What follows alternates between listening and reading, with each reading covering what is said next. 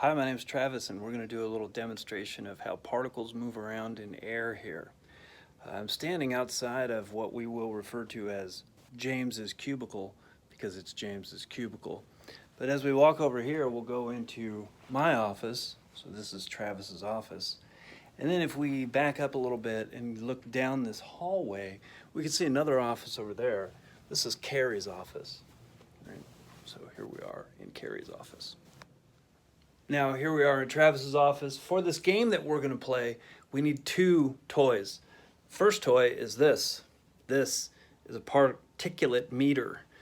You can see here it reads PM 2.5, which is particulate matter 2.5 microns and below, and then PM 10, which is sometimes referred to as coarse particulate matter. It's particulate matter 10 micrometers and below. The other toy that we're going to need, where did it go? Here it is an aerosol contaminant. This is my personal favorite aerosol contaminant. We call this Aquanet hairspray. So the first thing I'm going to do is I'm going to spray Aquanet hairspray into the broom here for probably 30, 40 seconds, something like that.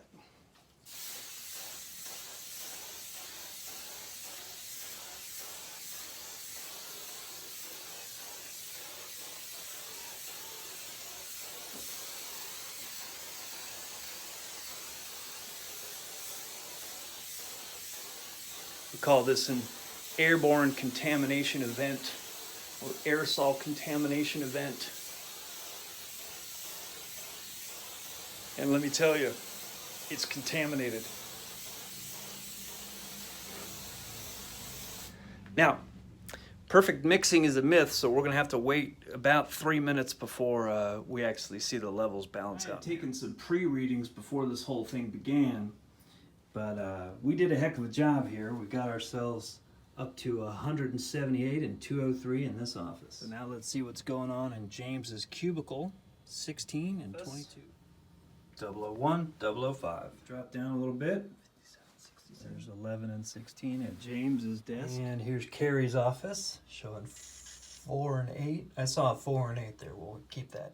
All right, we're 10 minutes out. I'm showing 1824 in Travis's office. Here's James's desk. 7-11. And last but not least, Carrie's office, 8-13. Plotting this data as we go. Here's another reading. We got 15-20. Again at James's desk, I'm at 8-13. And now we're in Carrie's office. I got a 9-14. Waited 10 minutes, so I'm at, come on, glare. 13-18. Here's James's cubicle. 12-17. Carrie's office, we're getting an 11-16. Now finish the charting and we can have a little bit of a conversation about what this means. First off, this is my office where we had the actual contamination event, and you can see that contamination event in there. But then this is James's cubicle. James's cubicle is about 15 feet away from my office, you know, from my chair to his chair. But you got to go through a door and then walk around a cue ball to get there. The magnitude that we see in James's cube never gets over 10% of the magnitude that we saw in my office. And then Carrie's office, which is the office next door, ultimately her concentration does rise a little bit. It's quite a delay. You can kind of see that, you know, it takes about 10 minutes for that delay to occur.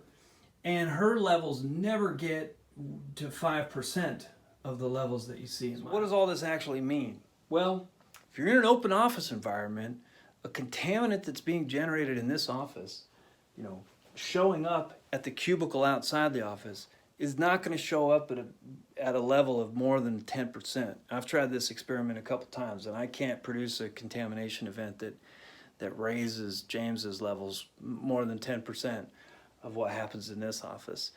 And in the office next door, it's more like 5%. We can get something to increase, but it's more like 5%. Now, I don't care what contaminant you're dealing with, whether it's a fart or COVID-19, the effect of that contaminant on a human being is going to be radically reduced when you drop it down in order of magnitude or by a factor of 20, right? The second point of all this is this guy. This is the cheapest particle meter that money can buy. This was $130. I got it on Amazon Prime. It showed up on my doorstep the next day. My other engineers bought some more elaborate particle meters. They can do 0.1 micron particles and 0.3 micron particles. But this guy actually holds up in terms of the results that it shows. And I think that's super important.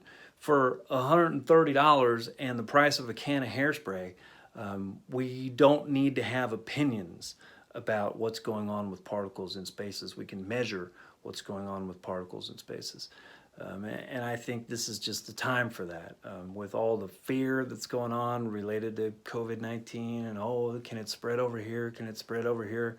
I've told my engineers that you're not allowed to have opinions about how particles move around in spaces. You are only allowed to have measurements about how particles are actually moving around in spaces.